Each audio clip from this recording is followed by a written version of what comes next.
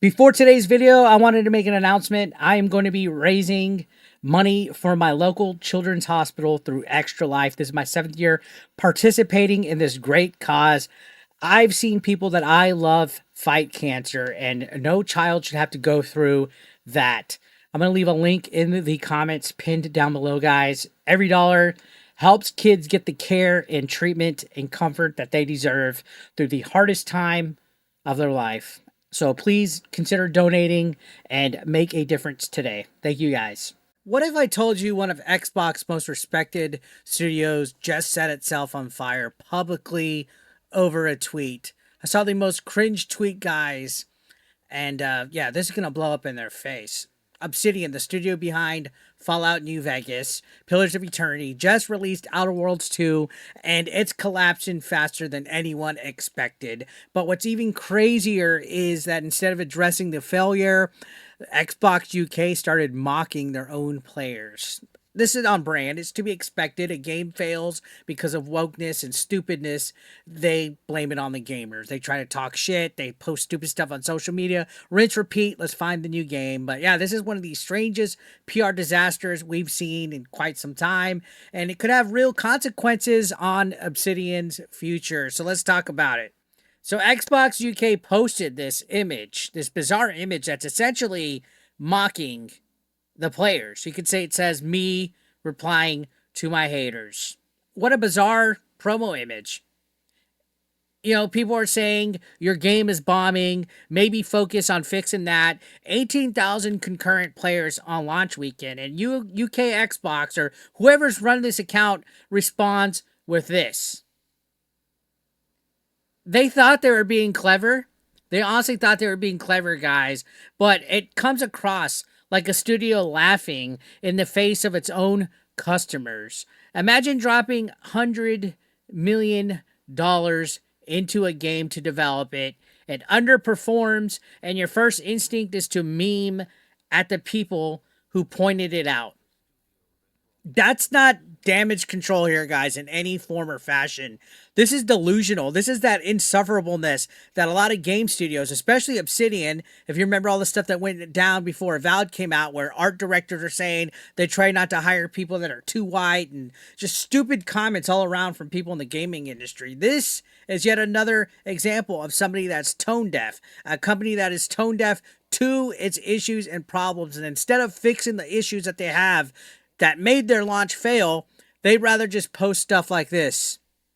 Because they have no idea how to make games anymore. Obsidian is a shell of its former self, guys. And they're getting destroyed in the comments, which is to be expected and well-deserved, to be completely honest. Good on them. Good on people calling Obsidian out. So let's continue down here. You can see Savvy with the fucking clapback says, maybe instead of wasting time replying to the haters, you could make a game that actually sells well. Yeah, the numbers for this game are going to be abysmal, guys. 18,000 concurrent on Steam. It's on Game Pass, so they're probably going to try to spin some kind of way of it having success because of Game Pass. But that doesn't count as units sold. That doesn't count as cash money, all right? Dr. Pika says, feelings mutual. I mean, sure, it absolutely is. LePrere Du Gamer says, while your reply wasn't that great, you can see they are getting trashed in here. They, them, says Eddie. Ventilator says the Outer Worlds 2 is another great Obsidian game. Yeah, right. That's sarcasm. Fully convinced that the only people hating on this game haven't actually played it. I've only heard great things from people who've played it. Okay, so they're getting confused. And this is where the ballpark gets confused a little bit. Nobody said the game sucks. We're saying that it's not getting sold. That nobody's playing it. That 18,000 people playing it is terrible. There's a difference between somebody saying a game is bad and a game flops. But people don't get it through their fucking head what the difference of English languages. Just because a game flops doesn't mean it's bad. It just means it didn't sell. There's plenty of games and movies and TV shows out there that were great that nobody watched. And unfortunately, they get canceled. Or bad things happen and they get the studios shut down. Outer Worlds had all the potential in the world. It's not a bad game. I actually played it on stream. I had fun with it. It was okay. If I was to give a 1 to 10, I'd say it's about a 7, 7.5. It's a game that passes. It's by no mean a terrible game, but Obsidian has lost complete trust with gamers, especially with stuff like this. All right. The Steam charts are showing, like I said, Outer Worlds 2 is peaking around about 13 to 18,000 concurrent players. That's less than half of what the first game did. Things went from bad to brutal when it comes to this game, guys. Right now, not too long ago, I think I saw 9,000 active players on it for a AAA Xbox exclusive that was supposed to be a flagship Game Pass title. That's catastrophic. That doesn't mean the game is bad. Okay? Put that in perspective with the other Obsidian games. Fallout New Vegas, that peaked like at over 50,000 players. Pillars of Eternity hit over 40,000. Avowed topped at 19,000. Avowed did better than Outer Worlds 2. And Outer Worlds 2 is, what, dropping daily? 13,000 or less? It's not just a bad launch, guys. This is a trend. A downward trend. A downward spiral that's been going on with Obsidian games for years. The more Obsidian games that come out, the more of a downward trend. Games are supposed to do better, especially sequels.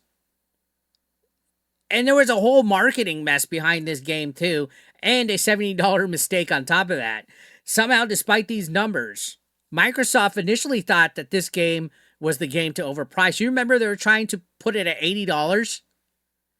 Microsoft, yeah, originally Outer Worlds 2 was supposed to cost 80 buckaroos, guys. Then when the pre-orders tanked, they suddenly did us a favor. Oh, we're helping you out, guys. We're dropping it to 70 bucks. And even then, that's too much. Because translation, nobody's buying this game.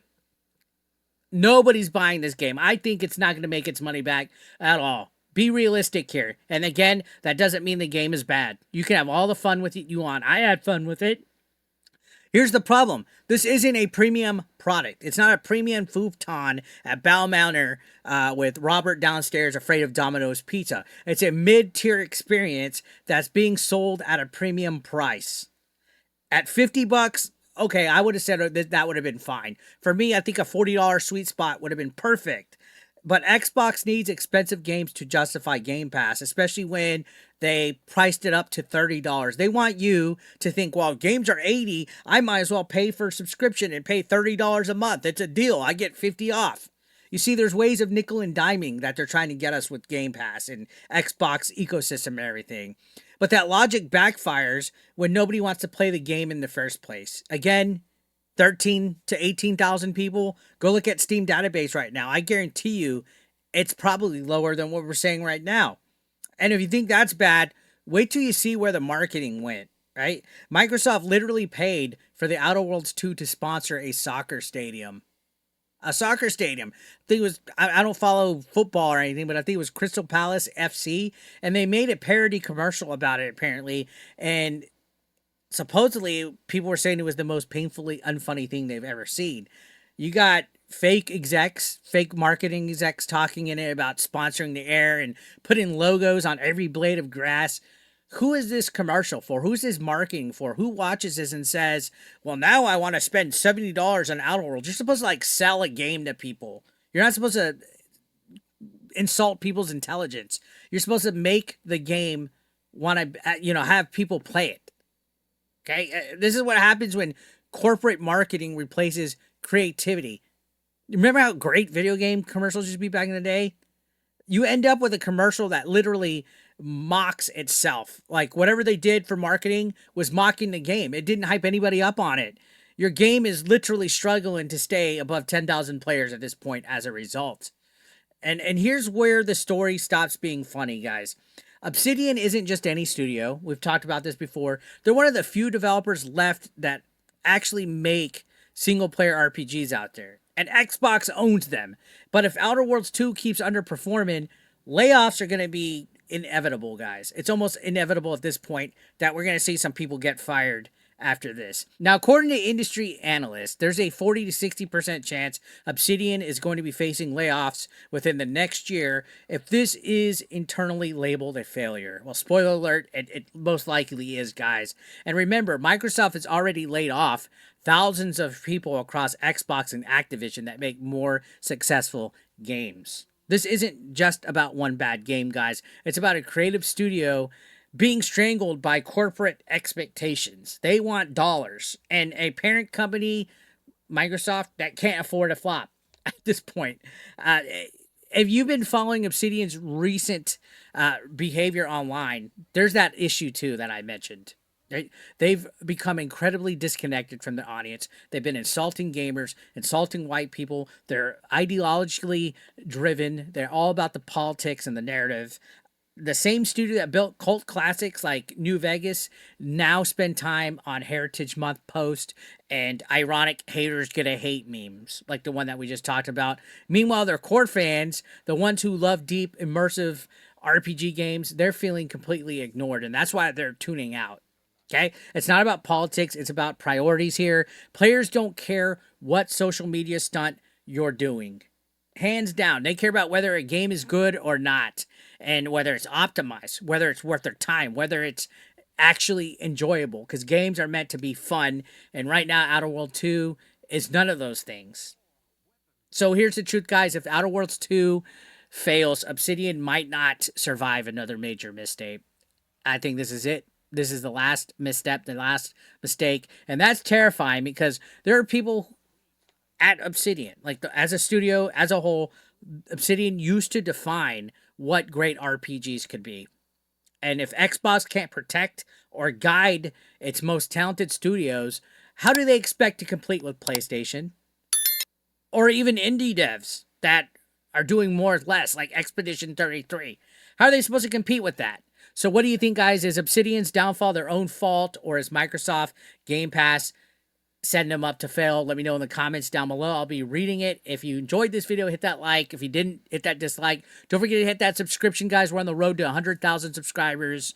I'll see you on the next one. Thank you so much for watching. I'll see you on the next one.